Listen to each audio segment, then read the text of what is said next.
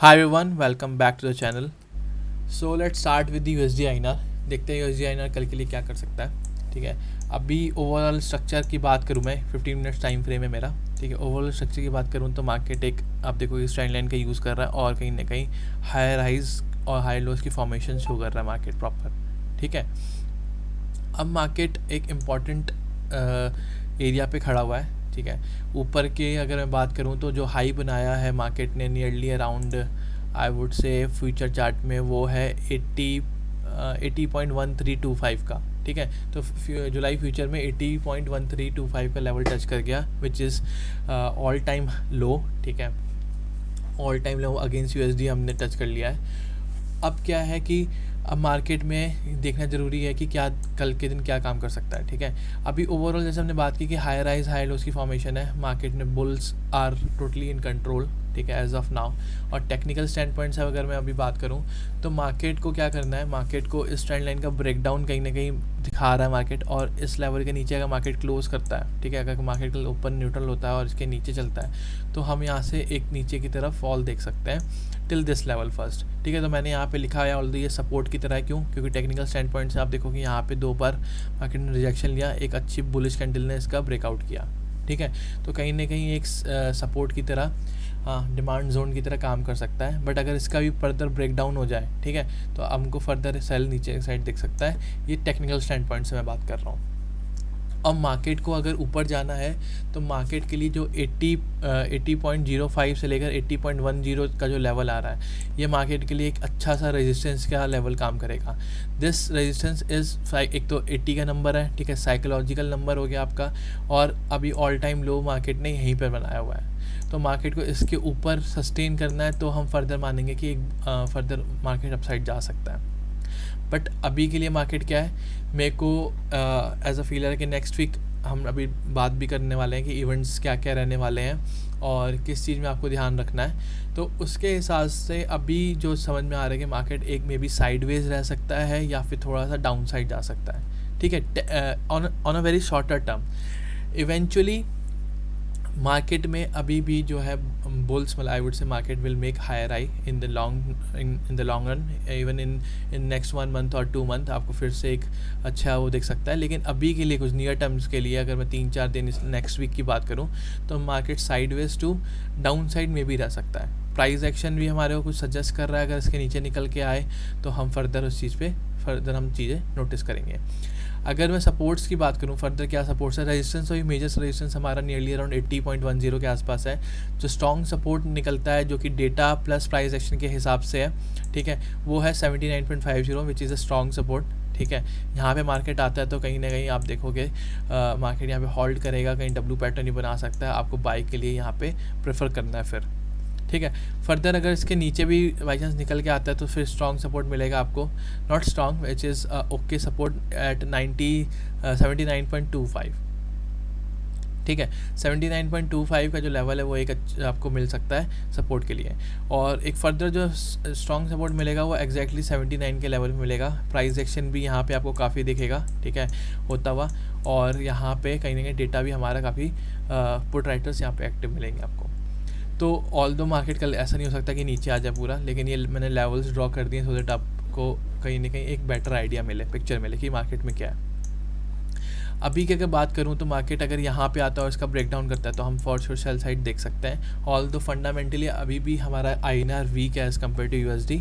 But next week जहाँ events की बात करेंगे तो उसके उस स्टैंड पॉइंट से, उस व्यू पॉइंट से हम अभी थोड़ा सा डाउन साइड टू साइडवेज देख सकते हैं मार्केट को. बट मार्केट इज़ सुप्रीम, तो मार्केट का रियल टाइम डेटा जैसा बनेगा और रियल टाइम स्ट्रक्चर जैसा बनेगा उसको हम फर्दर एनालाइज करेंगे उस वे में. ठीक है, तो ये USD है मेरा. आई होप आपको ये way of drawing things you are liking it. ठीक है, और हम चलते हैं GPB में, GPB INR पे नाउ. ठीक है, इसमें अगर आप देखोगे तो इसमें भी जो स्ट्रॉन्ग सपोर्ट कहूँगा मैं, वो स्ट्रॉन्ग सपोर्ट है नियरली अराउंड 94.25 से लेकर 94, मतलब 25 पैसे का ये मैंने रेंज लिया हुआ है. क्योंकि यहाँ पे मार्केट ने स्ट्रक्चर लिया बनाया था, बॉटम बनाया था, फिर मार्केट ने लगभग यहाँ से बॉटम बनाया, फिर मार्केट ने यहाँ से बॉटम बनाया. तो एक ये लेवल आपका स्ट्रॉन्ग सपोर्ट रहेगा क्योंकि 94 एक साइकोलॉजिकल नंबर रहेगा. तो यहाँ पे फॉर श्योर आपको ध्यान रखना है, ठीक है। यहाँ से आप बाइंग के लिए देख सकते हैं, ठीक है। और इसका ब्रेक डाउन हो जाए तो ही हम सेल के लिए देखेंगे, वो भी कन्विंसिंगली ब्रेक डाउन हो, ठीक है। Break down, retest, then follow up. मैं इसी के ऊपर ट्रेड लूँगा सेल साइड, नहीं तो नहीं लूँगा, ठीक है। मे भी ऐसा हो सकता है ब्रेक डाउन करे फिर एक फेक आउट करके आपको ऊपर की साइड मार्केट चला जाए। और ये 30 मिनट का चार्ट है ऑल्दो, तो आप देखोगे ऊपर से प्रॉपर एक ट्रेंड लाइन आ रही है, ठीक है। मार्केट प्रॉपर ट्रेंड लाइन का कहीं ना कहीं रिस्पेक्ट कर रहा है। और मार्केट को अगर इसको ब्रेकआउट करना है, मार्केट इसको ब्रेकआउट करके 95 के लेवल को ही ब्रेकआउट करे तो आपको 95.50 का लेवल मिल जाएगा। 95 की बात करते हैं कि तो साइकोलॉजिकल नंबर रहेगा, ठीक है। और ट्रेंड लाइन वेव कहीं ना कहीं हमारे को यहाँ पे इसके आसपास दिख रही है, ठीक है। तो इस वेव के ऊपर सस्टेन करता है तो हमको ये लेवल ज़रूर देखने को मिल सकता है। और ऊपर 95.50 की बात करें तो ये भी एक ट्रेंड लाइन वेव की तरह आपको दिखेगा यहाँ पे, ठीक है। ट्रेंड लाइन वेव का ब्रेकआउट होता है, ठीक है। या तो अभी तो रेजिस्टेंस के लिए काम करेगा, कब ब्रेकआउट होता है तो फर्दर आप बाइंग देख सकते हो, नहीं तो आप यहाँ से सेल के लिए भी सोच सकते हो फॉर श्योर। तो बाइंग आपको करनी है इस लेवल पे, बाइंग ब्रेकआउट हो जाए, मैं कहूँगा कि यहाँ पे आप बाई मत करना। आप मे भी कर सकते हो छोटे स्टॉप लॉस, मतलब छोटे टारगेट के लिए 95 तक के लिए कर सकते हो, ठीक है। बट 95 का ही ब्रेकआउट होने देना, सो दैट एक फॉल, नहीं तो यहाँ से मार्केट रिजेक्शन शो कर सकता है नीचे के साइड, ठीक है। तो अकॉर्डिंगली आपको प्लान आउट करना है, ठीक है। कल कैसे मार्केट यहाँ पे अब इस लेवल्स पे आप देखोगे फॉर श्योर प्ले होता हुआ दिखेगा। Now let's go to euro INR. Euro INR पे अगर मैं बात करूं तो जो एक आप देखोगे 1 आवर का टाइम फ्रेम है, ठीक है। मार्केट इस ट्रेंड लाइन का यूज़ कर रहा है, ठीक है। मार्केट बार बार यहाँ पे आता है, एक हायर राइज हायर लो बना रहा है। मार्केट ने एक अच्छा सा डाउन साइड दिया था, ठीक है। उसके बाद कहीं ना कहीं मार्केट रिकवर करने के लिए ट्राई कर रहा है, ठीक है। तो मार्केट के लिए अभी जो ट्रेंड लाइन बहुत अच्छा सा एक सपोर्ट की तरह काम करता हुआ दिखेगा। ऊपर जो रेजिस्टेंस दिख रहा है वो है 80.50 से लेकर 80.55, एक अच्छा रेजिस्टेंस है ये। मार्केट अगर इसका ब्रेक डाउन करता है तो आपको ये लेवल ज़रूर दिखेंगे, तो ये ऊपर आ रहा है आपका नियरली अराउंड 80.80, ठीक है। 80.80 एक अच्छा सा अभी प्राइस एक्शन के हिसाब से तो एक अच्छा रेजिस्टेंस दिख रहा है, but I would wait for 81 as well. आप यहाँ पे कोई एग्रेसिव ट्रेडर है, अगर इसका ब्रेकआउट पे आप ले सकते हो ट्रेड तो आप ले सकते हो तो ले लेना, but I would wait for 81 as well, क्योंकि 81 एक साइकोलॉजिकल नंबर है, तो मैं उसके ब्रेकआउट पे देखूँगा ट्रेड के लिए। और अगर ट्रेंड लाइन से मार्केट कल ये नीचे ब्रेक डाउन होता है तो आपको इस लेवल का भी वेट करना ज़रूरी है, क्योंकि ये एक ट्रेंड लाइन वेव है, ठीक है। इट में act as a mild support है, ठीक है। तो आप देखोगे मल्टीपल टाइम मार्केट ने यहाँ प्राइस एक्शन भी शो किया हुआ है, तो इसके नीचे निकलेगा तो फर्दर आपको सेल देखना है, सिंपल, ठीक है। Now let's go to JPY। JPY में अगर आप देखोगे तो एक ट्रायंगल बन रहा है, ऑल्दो असेंडिंग ट्रायंगल है, तो ये मार्केट आइडियली यहाँ से ब्रेकआउट होना चाहिए, बट हम इस परसेप्शन से नहीं बैठेंगे कि ब्रेकआउट होगा ऊपर के साइड ही तो लेंगे, ब्रेक डाउन होगा तो भी हम ट्रेड नीचे के साइड ले सकते हैं। तो एक प्रॉपर आप देखोगे ये पोल है और एक सिमेट्रिकल असेंडिंग ट्रायंगल बना हुआ है आपका, ठीक है। तो मार्केट यहाँ से एक अच्छा सा हमारे को ऊपर निकलता है तो एक अच्छा दिखा सकता है, ठीक है, प्राइस एक्शन, और नीचे भी निकलता है तो उसके लिए भी रेडी है। ऊपर के साइड जो मेजर रेजिस्टेंस है वो 59 है, जो कि अभी बहुत दूर है, ठीक है। उसके बाद है 58.40, क्योंकि यहाँ पे बहुत अच्छा प्राइस एक्शन आपको दिखा है, ठीक है। मैं कहूँगा 58.40 से लेकर 58.50 तक का आपको वेट करना है, ठीक है। एक मेजर रेजिस्टेंस है, और कहीं ना कहीं आप अगर इसका ब्रेक डाउन होता है मतलब इस ट्रायंगल का, तो आप नीचे फॉर श्योर सेल कर सकते हैं, ठीक है। तो ये लेवल्स हैं हमारे, ये टेक्निकल स्टैंड पॉइंट से मैंने बात कर ली, ठीक है। और अभी देख लेते हैं कि इंपॉर्टेंट इवेंट्स या फिर क्या दिख रहा है हमारे को। तो मैं आपको एक आर्टिकल पढ़ाता हूँ, इसमें क्या लिखा है, Q1 earnings global cues FII to influence trading equities this week. तो अभी क्या है कि अब इस क्वार्टर 1 के अर्निंग्स जो है इस वीक से आना स्टार्ट हो चुके हैं। तो अभी रिसेंटली HDFC बैंक का काफ़ी बढ़िया रिजल्ट आया है, तो कहीं ना कहीं मार्केट में उसका इम्पैक्ट हमारे को कल दिखेगा मंडे को, ठीक है। तो उसके कारण क्या होगा, अगर हमारी इकोनॉमी मतलब थोड़ा सा बैंक निफ्टी अगर इम्प्रूव होता है और निफ्टी भी साथ में उसके साथ इम्प्रूव होता है, तो कहीं ना कहीं हमारे लिए वो पॉजिटिव है। तो USD INR पे आपको उसका लोअर लोज की फॉर्मेशन या साइडवेज की फॉर्मेशन में देखने को दिख सकती है वो चीज़ आपको, ठीक है। अभी क्वार्टर्स नेक्स्ट वीक बाकी भी अब दिखा देता हूँ आपको कि बाकियों के भी रिजल्ट्स हैं, तो that would be important for us to look into. ठीक है, तो अभी आप देखोगे यहाँ पे भी लिखा गया है market will react to the HDFC bank's number on Monday. ठीक है, while Ambuja cement, HUL, IndusInd bank and Wipro will be other prominent names for quarter one earnings this week. तो इनके भी अर्निंग्स आने वाली है, तो कहीं ना कहीं अर्निंग्स का सीज़न आ गया है, तो अगर रिजल्ट्स अच्छे आएंगे तो थोड़ी सी हमारे को स्टेबिलिटी मिलेगी मार्केट के अंदर।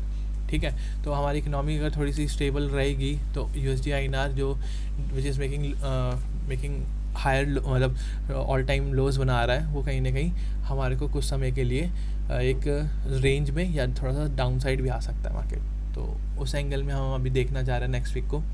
अगेन नेक्स्ट वीक में क्या है कि एक इवेंट होने वाले हैं ECB के। ठीक है, ECB का इवेंट है, बैंक ऑफ जापान का डिसीजन है ऑन इंटरेस्ट रेट, सो वो इम्पॉर्टेंट है आपको देखना। ठीक है, और डॉलर इंडेक्स तो हम प्रॉपर्ली नोट करके चलते हैं, तो इनका ये ग्लोबल फ्रंट पे है, आपको ध्यान रख के चलना है। और ये आपका डोमेस्टिक फ्रंट पे हो गया कि रिजल्ट आ रहे हैं, रिजल्ट के बेसिस पे हमारे यहाँ पे कोई ऐसा फर्दर कोई बहुत बड़ा इवेंट नहीं है, इज जस्ट दैट कि अर्निंग्स आ रही है। ठीक है, अर्निंग्स कहीं ना कहीं थोड़ी स्टेबिलिटी प्रोवाइड कर सकता है, ऐसा मेरे को लग रहा है अभी एज ऑफ नाउ, क्योंकि HDFC बैंक के काफ़ी अच्छे नंबर्स आए हुए हैं। ठीक है, तो इवेंट्स को एक बार देख लेते हैं कौन कौन से इवेंट्स हैं हम इकोनॉमिक कैलेंडर में जाके, तो आपको ध्यान रखना है उस इवेंट्स का। ठीक है, फर्स्ट अगर मैं बात करूं,